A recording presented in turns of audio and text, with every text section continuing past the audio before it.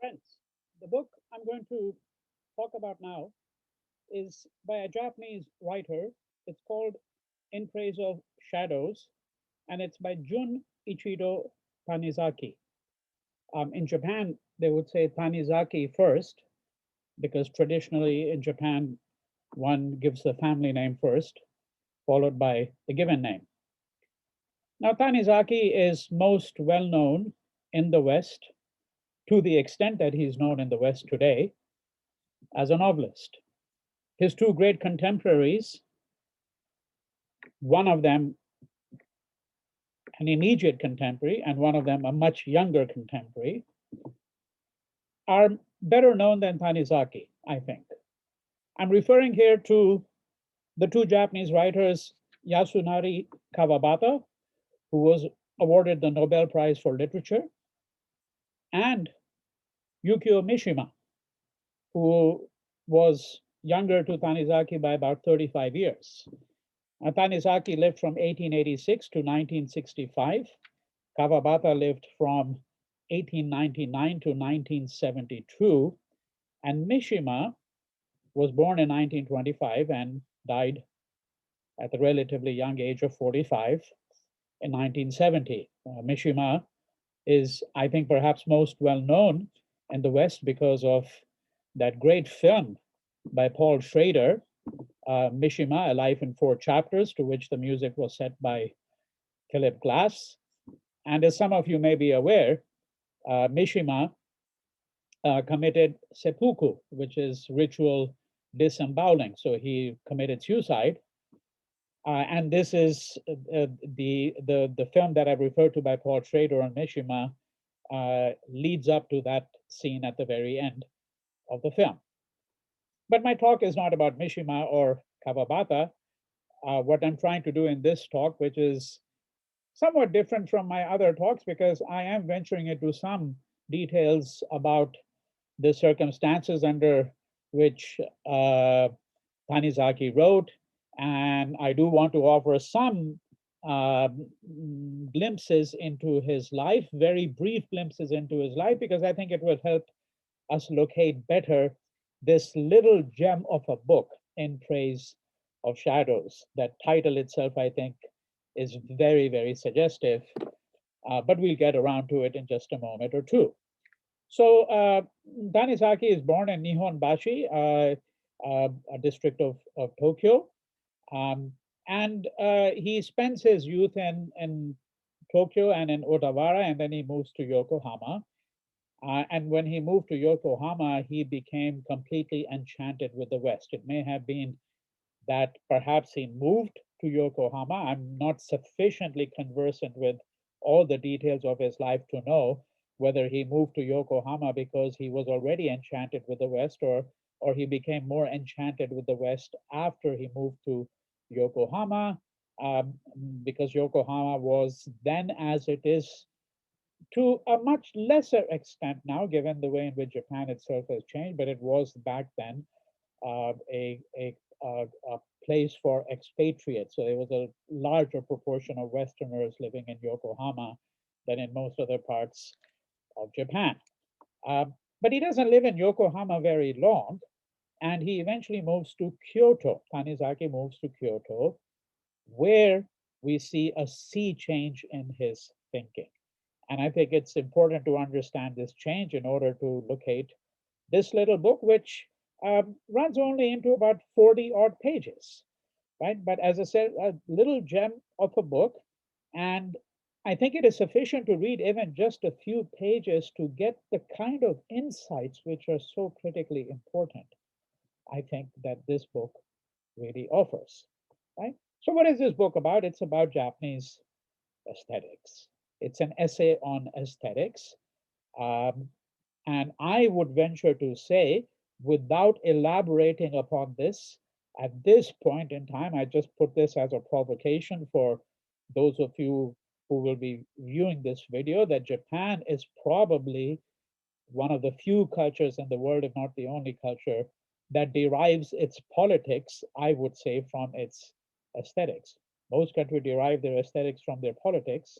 I think in the case of um, Japan, what we have is the primacy of aesthetics. Now, some of you might say that, well, you know, perhaps this is a bit of a cliche because lots of people have talked about the unique sensibility of the Japanese, the unique sense of aesthetics that they have. And perhaps it may be, I mean, it may be a huge stereotype, but it's certainly a stereotype, incidentally, that virtually all the scholars of Japan in the West as well have really subscribed to.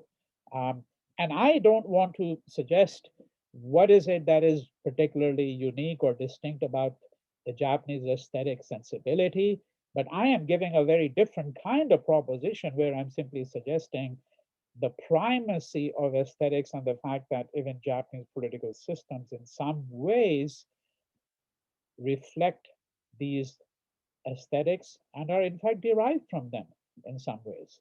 Right? But I won't elaborate upon that at this point because that's a thesis that would require a much longer foray into Japanese history and culture. Now, Tanizaki is I wouldn't say known in the West. I mean, I said at the outset to the extent that he's known in the West, I can venture to say some things, but some some might even argue that, well, there was a time when he was really the most renowned novelist in Japan, and therefore that reputation would certainly have um, had some implications for his renown in the West. But um, uh, whatever the situation may be, with regard to his reputation in the West and how well known he is, one thing that is very distinctive about Tanizaki, which those who are interested in Japanese literature and cinema as well have noted, is his obsession with sexual themes. Um, one of the very first short stories that he wrote, which made him famous in Japan at that time, is a story going back to 1910. Recall that Tanizaki was born in 1886, so he was about 24 years old, and his literary career spanned more than half a decade. Right? He's really a writer and remained a writer to the very end. Uh, Now, this story is called Shisei, or the Tattooer, and it's a story about this beautiful young woman who has a giant spider tattooed into her body by a tattoo master. Uh, and once this is done, then she takes on a kind of a demonic power. Right? Now, this sexual theme persisted in virtually all of Tanizaki's um, writings. This edition of In Praise of Shadows that I have has an afterword by Thomas J. Harper. This book was published in Japanese in 1933. The English translation, the first English translation, which I am holding in my hands here, is from 1977.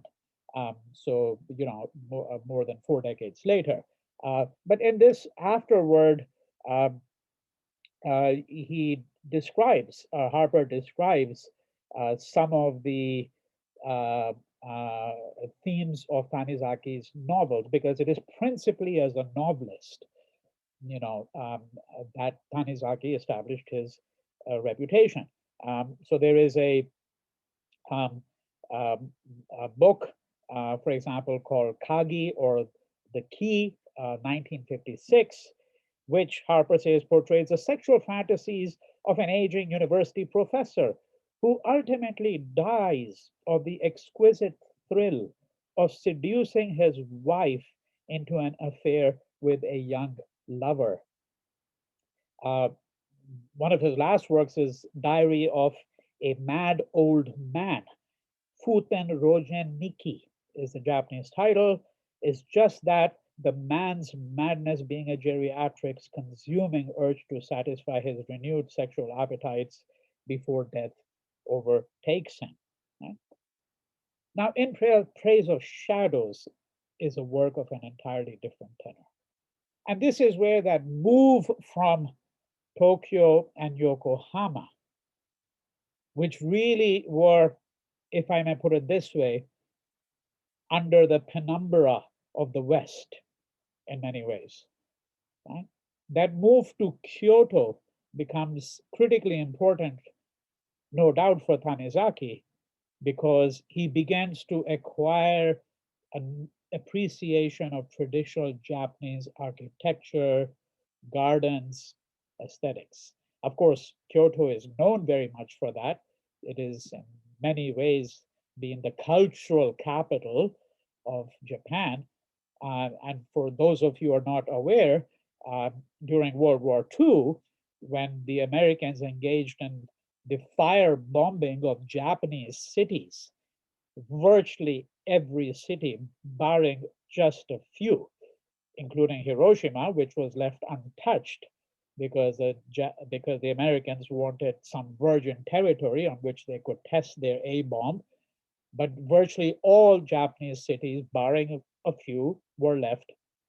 Um, um, Virtually all Japanese cities, excuse me, were firebombed, and only a few were left untouched. And among the very few that were left untouched were Kyoto. The Japanese were spared the bombing of Kyoto because the Americans understood that if they bombed Kyoto, which was a cultural capital, as it were, of Japan, that this would provoke a, a hatred and an enmity with the Americans, which would long outlast the war, right? So Kyoto was not touched. Now, Tanizaki moves to Kyoto, and we might say in many ways that this essay is inspired partly by what he saw in Kyoto. I think a biographer of Tanizaki would be better positioned to say that. I'm far from being anything like a specialist in the literature on Tanizaki. This is just a book that I love. And for even for those of you who do happen to find a copy of the book and you read it and you say, well, I'm not quite sure what this book is really about. So what I want to gesture now is some of the themes of this book. In these 30, 40 pages, Tanizaki talks about toilets.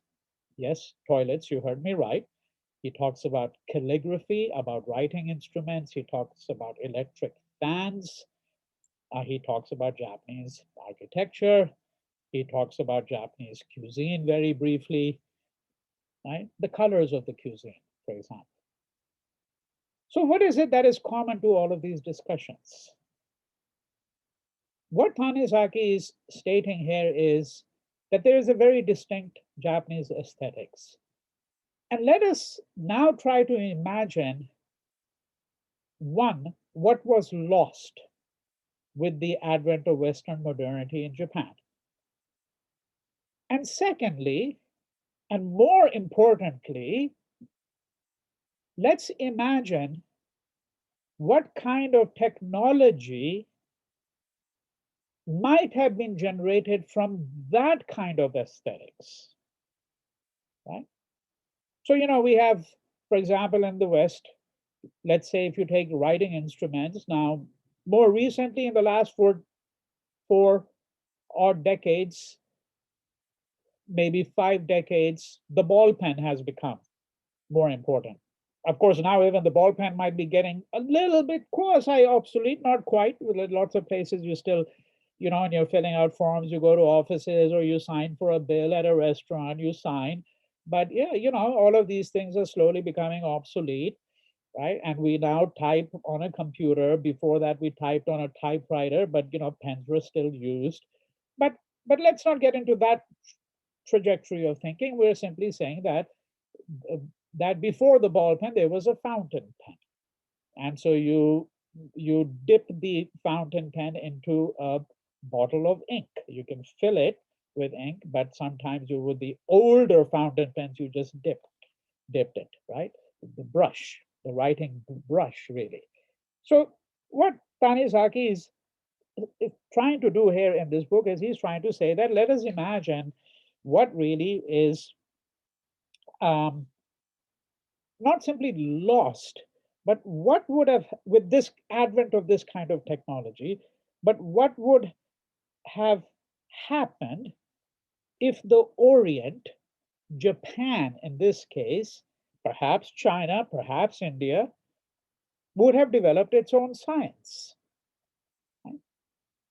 Because ultimately, this was one of the triumphs of the West, that we all got to use a certain kind of writing instrument eventually. We all got to use the typewriter, now the computer. Right? So he's saying there is something that is kind of lost. Now let me look, for example, at this passage. All right. So he says, and he's saying, and this is only an illustration of the kind of argument because he's making the same kind of argument about lighting. Some of you who have heard some of the talks in this informal series might remember the book that I discussed by Shivel Bush some weeks ago about the industrialization of light. Right? Now, one of the things that Shivel Bush doesn't really talk about, and this is what Tanizaki talks about, is shadows, because where you have light and you have industrial lighting, well, you also have shadows. Right? Shadows are very important in certain genres of cinema, particularly film noir, right? And film noir. Um, and Tanizaki makes the argument that, look, when you look at Japanese architecture, what is critically important for the Japanese architect is not just how the building will look, but rather what kinds of shadows will it cast. Right? That's one reason why the book is called In Praise of Shadows. And in my own way, I would interpret this saying that Tanizaki is saying that, there is this whole worldview we have whereby some people think about tradition and embrace tradition, and then there are others who and that's a much greater number, who embrace modernity and the technologies that come with modernity. And Tanizaki is saying, what about the shadows? What about things that are in between, so to speak? Because the shadows are the space of in-betweenness. That's not his language. That's my way of interpreting Tanizaki. Because look, fundamentally, the nature of our civilization is such that we really opt for black or white. Right? We're not comfortable. Increasingly, I would say that is a case with people all over the world. We're not comfortable with things in between. And that is one reason why we have such a sharp polarization of views, for example, political views in most societies. Right? But let me go back to the question of shadows and technology and just read a little passage, which would give us a better understanding of what Tanizaki is really gesturing at over here. I wrote a magazine article, he says, recently comparing the writing brush with the fountain pen.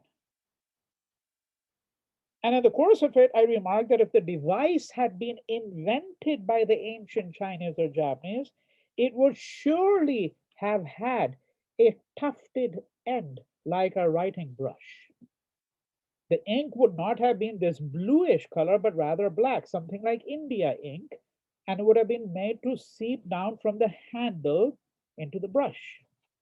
And since we would have found it inconvenient to write on Western paper, something near Japanese paper, even under mass production, if you will, would have been most in demand.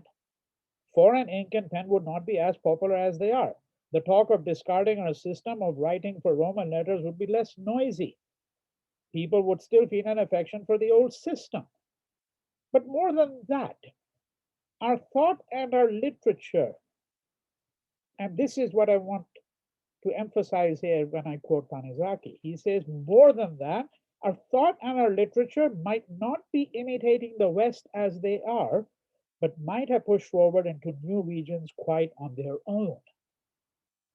An insignificant little piece of writing equipment, when one thinks of it, has had a vast, almost boundless influence on our culture.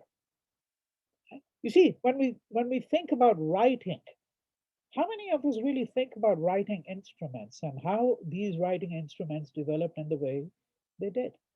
And I dare say that some decades from now, because I don't think we're sufficiently asking this question today, although some people have been, but how does writing change? How has it changed with the advent of the computer? Aside from the question that I'm always astonished to find people uh, whose writing is completely illegible, because now that even from the time that one starts going to school, if, long before even one's teens, children are already starting to work with computers. And of course, I think handwriting has become more and more atrocious. This idea of a beautiful handwriting seems very old fashioned, doesn't it? Right? But there's something charming about it in its own way. But the point here is a somewhat different one, namely that what is the relationship between our thinking and the kind of writing instrument? And in this case, I include the computer that we use.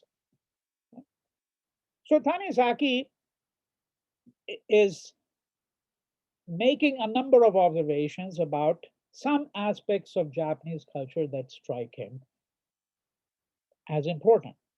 So, for example, you heard me say 15 minutes ago that he starts this book really with a discussion of Japanese toilets. Because one of the things he says is that, that in traditional Japanese aesthetics, the toilet is the most important place. Now, inversely, you could say in a different way, that's the case in India too. That is to say that the toilet is the most polluting place, which is why in the traditional Indian home, the toilet was always outside. This idea of, a bedroom with an attached bathroom, which now everyone in the middle class wants in India, was completely unthinkable in India, in traditional Indian aesthetics. And if you take into account the whole notion of pollution, contamination, we know where the toilet was positioned. Right? So, in a very different way, it was understood that the toilet has its own place, so to speak, right? But it was a place that degraded you, so to speak.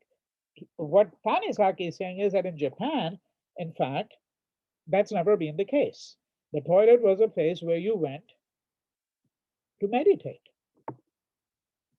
I remember uh, a a dialogue or an exchange between two famous poets, one of whom was very, very prolific and one of whom wrote very little.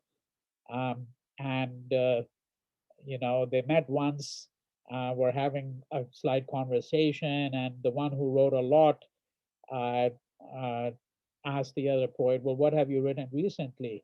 And he said, "Oh, not very much. I don't write very much." He said, um, uh, "Last year I produced, this small work of 5 poems or something like that."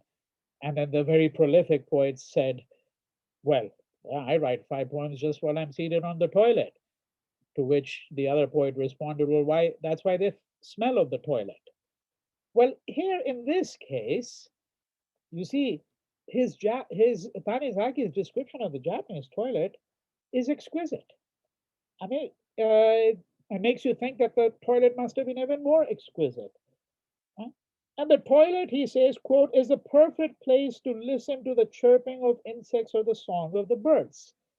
So you can immediately imagine its relationship to the rest of the house, that it's not going to be part of, you know, an ensuite, right? Attached to the bedroom in the way in which modern apartments or houses have toilets attached to the bedroom. Right? Um, and the toilet, I repeat, It's a perfect place to listen to the chirping of insects or the song of the birds, to view the moon, or to enjoy any of those poignant moments that mark the change of the seasons. Here, I suspect, is where haiku poets over the ages have come by a great many of their ideas. Indeed, one could with some justice claim that of all the elements of Japanese architecture, the toilet is the most aesthetic. Our forebears, making poetry of everything in their lives, transformed what by rights should be the most unsanitary room in the house into a place of unsurpassed elegance,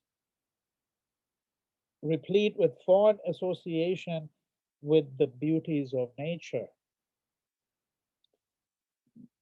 And of course, in the act of going to the toilet, we are, so to speak, responding to the demands of nature, the call of nature, are we not? Right? Compared to Westerners who regard the toilet as utterly unclean and avoid even the mention of it in polite conversation, we are far more sensible and certainly in better taste.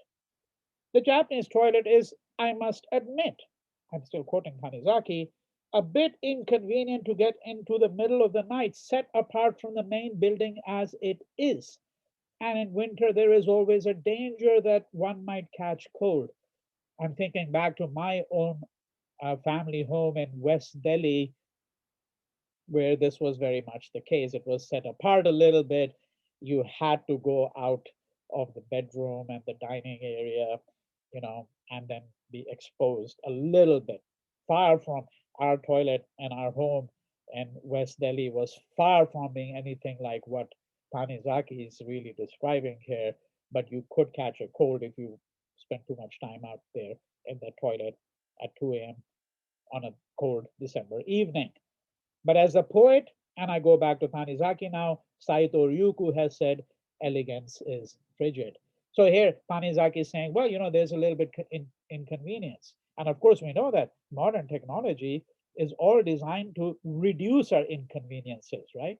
That's one of the reasons why the toilet is positioned where it is. But Tanizaki is also really suggesting that, look, this Japanese aesthetics also has a relationship to a certain kind of common sense of that culture, right?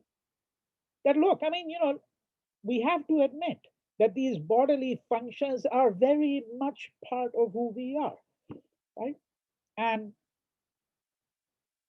conversations about toilets are not part of polite conversations, but Tanizaki is saying that in Japan we have a much more sensible attitude about this, right? So this is the tenor of the book. I mean, I've mentioned a little bit about architecture, toilets, writing instruments. It's, you can think of it as a set of speculations by him. What would have been the course of history, right? If, let's say, Japanese technologies, that is the technology of the bathroom, the technology of the writing instrument, the technology of lighting, right? Because one of the things that he talks about a fair bit, several pages, is electric lights. What do electric lights do? How do they displace certain kinds of ideas, actually? And so I would urge those of you listening to this to go back to my book talk on Chivalbush and bring this book into conversation on this point alone. Bring Tanizaki's book into conversation with Chivalbush's book. Okay? Some people might also say that this is really a lamentation by Tanizaki about modernity and what modernity has wrought.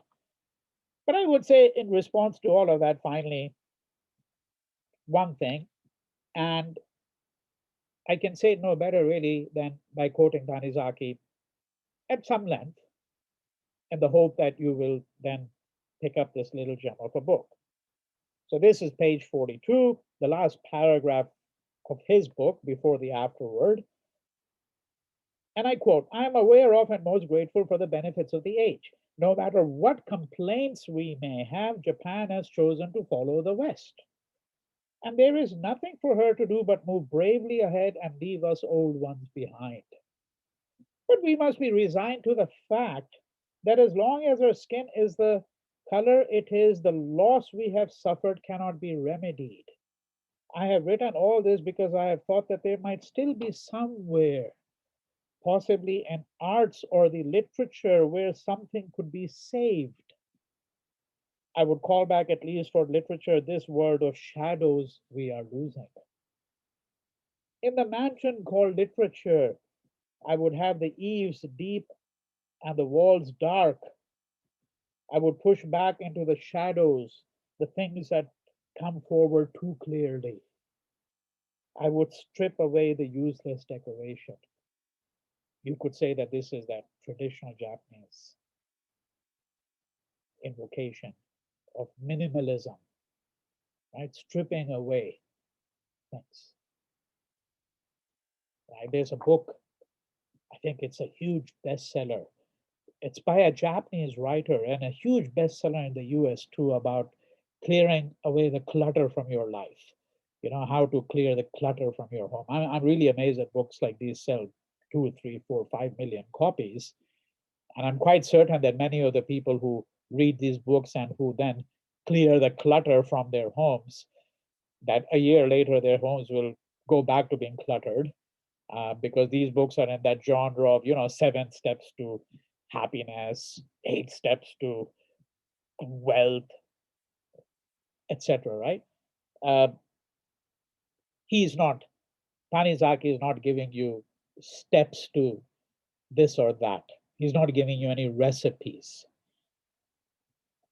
Right? So here, let me go back to the last line now. I would strip away the useless decoration. I do not ask that this be done everywhere, but perhaps we may be allowed at least one mansion where we can turn off the electric lights and see what it is like without them. And with that, I turn this off.